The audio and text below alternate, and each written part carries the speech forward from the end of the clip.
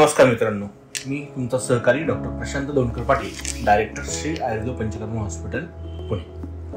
मित्रांनो, आता उन्हाळ्याच्या मध्यवर्ती आपल्याला अचानक अवकाळी पावसाळ्याने गाठलेले किंवा अवकाळी पाऊस येतोय मोठ्या प्रमाणात आणि साधारणतः जूनच्या पहिल्या आठवड्यात, यंदा तर पाऊस असाही जास्त सांगितलेला आहे, जूनच्या पहिल्या आठवड्यात मोठ्या प्रमाणात पाऊस सुरू होऊन जाईल। एकदा पाऊस सुरू झाला की वातावरणातील बदल एकदम घडून येतात। म्हणजे उन्हाळ्यामध्ये असलेली गरमी आणि पावसाळ्याच्या सुरुवातीला एकदम पडणारी थंडी, हे वातावरण जेव्हा चेंज होतं त्यावेळेला असंख्य आजार त्यातून उद्भवतात।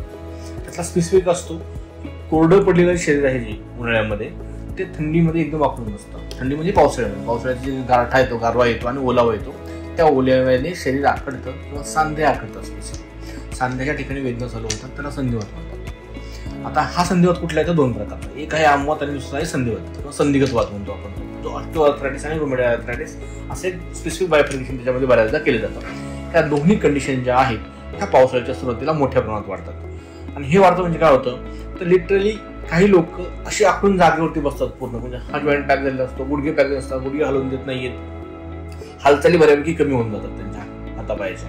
आणि मग काय करावं लागतं अशा वेळेला वातस्य उपक्रम, स्नेहन स्वेदना। सगळ्यात पहिलं काय येतं वाताचं ट्रीटमेंट तर स्नेहन स्वेदना, मसाज आणि स्टीम आणि अंग गरम ठेवणं, म्हणजे तेलानं, औषधी तेलानं त्या शरीर भागाची मालिश करणं, शरीर भागाची मालिश करणं किंवा त्या जॉईंटची मालिश करणं आणि त्याला शेक देणं। कारण थंडीला शेकाशिवाय पर्याय नाही, तुम्हाला माहिती आहे। जेवढा गारठा वाढलेला आहे वातावरणातला आणि पावसाळ्यामुळे तो आणखी ओलावा स्वरूप गारठा वाढलेला आहे, अशा वेळेला शेक देणं गरजेचं असतं। अशा वेळेला आपण घरामध्ये शेकोटे करतो किंवा आता शहरी भागामध्ये ते शक्य नाहीये, ग्रामीण भागामध्ये सुद्धा बरेचशे अडचणी येतात, कारण घरं आता शेणामातीची राहिलेली नाही की तुम्हाला शेक करता येईल, फारशा असतात तुमच्या सगळ्या। तर अशा वेळेला हिटिंग पॅड, खड्याचे मीठ गरम करून घेणं किंवा गरम पाण्याची पिशवी वापरणं, या गोष्टी गरजेच्या आहेत। सगळ्यात म्हणजे गरम पांघरूण वापरणं, अंगावरती गरम कपडे असावेत, शक्यतो भिजायचं नाही। आणि समजा जर भिजलेच तर अंग कोरडं करावे व्यवस्थित, अंग कोरडं करून परत स्वच्छ कपडे आणि गरम कपडे घाला, म्हणजे ती थंडी किंवा पावसाळा तो बाधत नाही। तुम्ही जर ओल्या अंगाने तसेच बसले, संधिवाताच्या पेशंटला अशक्य त्रास होतो। पेशंट मला ज्याकडे अक्षरशः म्हणजे मागच्या 20 वर्षातली मी गंमत पाहतोय, बरोबर नंतरचा अडचण फारशी नसते, पावसाची सुरुवातीचे जे बदल आहे, ऋतुसंधीतला जो बदल आहे, कोरड्या गरमी आणि उष्णता, म्हणजे उष्णता की कोरडेपणा आहे त्यातला, तिथून पेशंट ज्या वेळेला अचानक ट्रान्सफर होतो एकदम ओलसर आणि दमट आणि थंड वातावरणात, त्यावेळेला ते पेशंट क्रिटिकल होतात आणि पेशंटला उचलून आणलेले कित्येक हॉस्पिटलला आणि मला इमर्जन्सीमध्ये पेशंट ऍडमिट करून घ्यावे लागलेले आहेत। बरं ठीक आहे, ऍडमिटचा एका विषय नाहीये, पण जर तुम्ही अगोदर जर सगळ्या गोष्टी व्यवस्थित पाळल्या तर ह्या गोष्टी उद्भवणारच नाही ना। दुसरी गोष्ट म्हणजे आपल्याकडे काही आयुर्वेदिक औषधं आली आहेत जी ह्याच्या सुरुवातीला जर आपण जर चालू केली, आणि पंचकर्माची वर्षा ऋतुकालीन बस्ती शिबिर आमच्याकडे असतं, ते वर्षा ऋतुकालीन बस्ती जर तुम्ही घेतले तर मात्र शक्यतो हा त्रास पावसाळ्यात किंवा नंतरच्या हिवाळ्यात सुद्धा संधिवाताने शक्यतो होत नाही। असे कित्येक पेशंट आहेत जे वर्षानुवर्षे त्या संधिवाताने पीडित आहेत किंवा आमवाताने पीडित आहेत। असे पेशंट काय करतात, पावसाळ्याच्या सुरुवातीला येऊन आपल्याकडे बस्ती घेतात, बस्ती आणि स्नेहन स्वेदना म्हणजे मसाज, स्टीम, बस्ती, पोटलीचा शेक। आणि समजा स्पेसिफिक काही डिसऑर्डर असतो, म्हणजे सर्वायकल किंवा लंबर स्पॉन्डिलोसिस आहे, नी आर्थरायटिस आहे, एव्हियन आहे, या पेशंटनी मात्र नक्की आलं पाहिजे।